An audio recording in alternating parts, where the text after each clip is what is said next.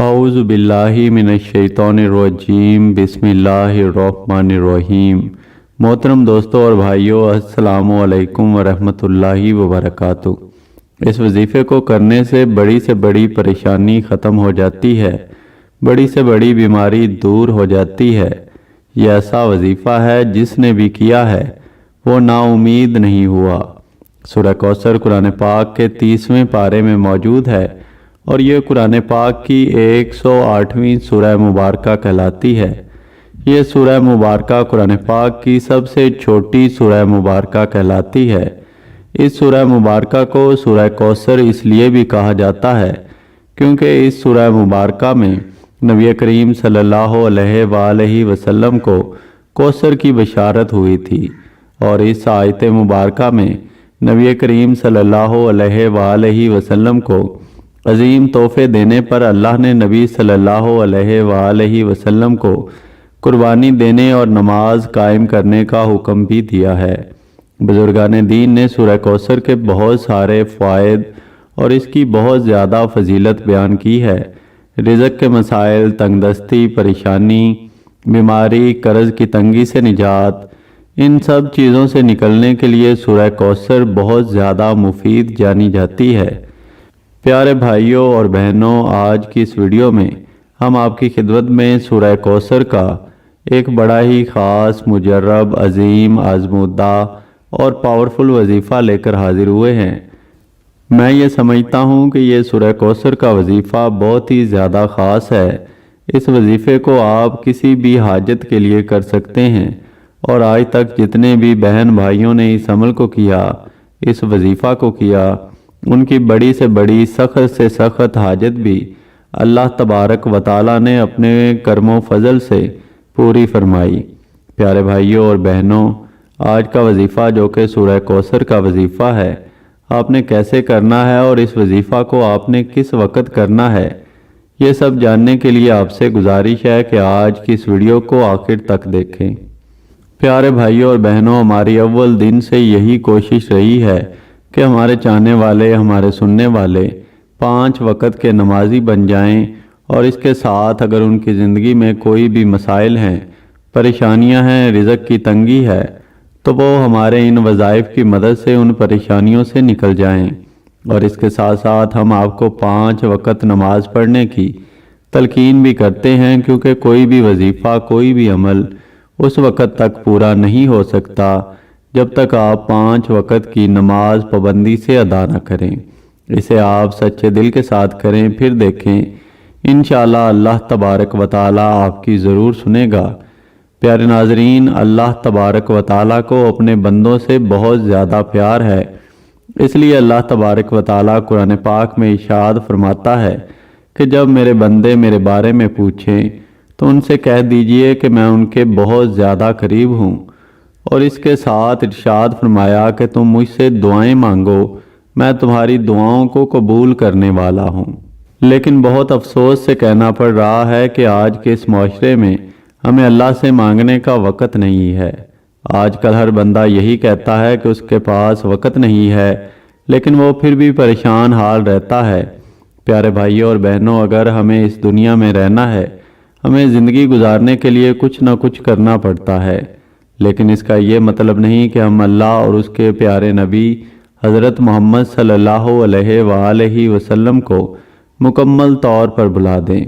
और हमारा दीन इस्लाम इतना प्यारा मज़हब है कि ये कभी ऐसा दर्स नहीं देता कि आप सिर्फ और सिर्फ अल्लाह ही की इबादत करें, बल्कि ये दर्स देता है कि आप दुनिया के साथ साथ दीन को भी कमाएं और जो भी मांगना हो सिर्फ और सिर्फ अल्लाह की ज़ात से मांगें। इसलिए प्यारे भाइयों और बहनों, आज जो सूरह कौसर का वजीफ़ा बताया जाएगा, आपने इस अमल को सच्चे दिल के साथ करना है और वजीफ़े को कंप्लीट करने के बाद आपको जैसा बताया जाएगा उस तरीके से आपने अल्लाह पाक के हज़ूर सच्चे दिल के साथ दुआ मांगनी है और अपना मसला, अपनी हाजत, अपनी तंगदस्ती, अपनी परेशानी अल्लाह की बारगाह में पेश करनी है। फिर देखें कि अल्लाह पाक आपकी कैसे सुनता है। प्यारे भाइयों और बहनों, वजीफ़ा की जानिब चलने से पहले آپ کو سورہ کوثر کی چند شان نزول بتا دیتا ہوں۔ آس بن وائل جو کہ مشرکین کے سرداروں میں سے تھا، اس نے ایک مرتبہ مسجد سے نکلتے وقت نبی کریم صلی اللہ علیہ وآلہ وسلم سے ملاقات کی۔ وہ کافی دیر تک نبی کریم صلی اللہ علیہ وآلہ وسلم سے باتیں کرنے لگا اور دور بیٹھا قریش کا ایک گروہ یہ سب ماجرا دیکھ رہا تھا۔ قریش کے گروہ نے آس بن وائل سے پوچھا کہ تو نبی کریم صلی اللہ علیہ وآلہ وسلم سے کیا باتیں کر رہا تھا؟ تو آس بن وائل نے جواب دیا کہ میں اس ابتر شخص سے باتیں کر رہا تھا۔ اس نے ابتر کا لفظ اس لیے استعمال کیا کیونکہ نبی کریم صلی اللہ علیہ وآلہ وسلم کے فرزند عبداللہ دنیا سے رخصت ہو چکے تھے، اور عرب معاشرے میں یہ دستور تھا کہ جس کے خاک کوئی نار اولاد نہ ہوتی، یعنی کوئی بیٹا نہ ہو، تو ایسے شخص کو ابتر کہا جاتا تھا۔ لہذا قریش میں جو نبی کریم صلی اللہ علیہ وآلہ وسلم کے دشمن تھے، عبداللہ کی وفات کے بعد انہوں نے نبی کریم صلی اللہ علیہ وآلہ وسلم کو ابتر کا لقب دینا شروع کر دیا۔ ایسے موقع پر اللہ تبارک و تعالیٰ کی رحمت جوش میں آئی اور اللہ پاک نے نبی کریم صلی اللہ علیہ وآلہ وسلم کو سورہ کوثر کا تحفہ دیا، جس میں انہیں جنت میں کوثر کی بشارت ہوئی۔ پیارے بھائیوں اور بہنوں، ایک روایت میں آتا ہے، ایک روز نبی کریم صلی اللہ علیہ وآلہ وسلم ہمارے درمیان بیٹھے تھے۔ اچانک نبی کریم صلی اللہ علیہ وآلہ وسلم پر ایک نیند اور بے ہوشی کی کیفیت طاری ہو گئی۔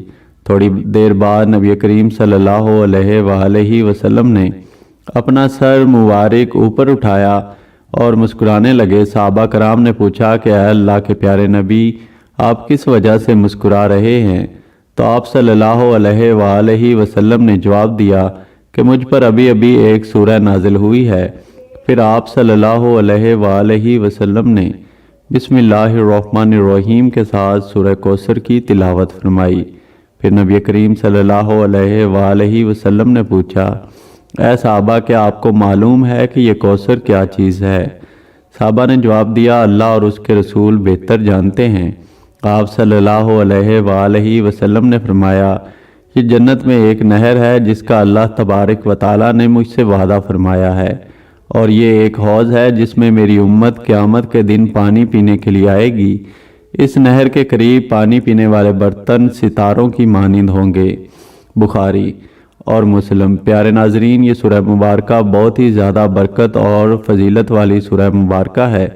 اس سورہ کی شان نزول کے بارے میں بتانا اس لیے بھی اہم تھا کہ جب آپ یہ وظیفہ کرنے کے لیے بیٹھیں تو آپ کو اس کا شان نزول اور اس کی اہمیت اور اس کے فضائل کے بارے میں بخوبی آگاہ ہوں۔ پیارے ناظرین، اپنے عمل کی جانب چلتے ہیں کہ آپ نے سورہ کوثر کا وظیفہ کیسے کرنا ہے۔ یاد رہے کہ رات کو سونے سے پہلے یا عشاء کی نماز ادا کرنے کے بعد اس عمل کو کر لینا ہے۔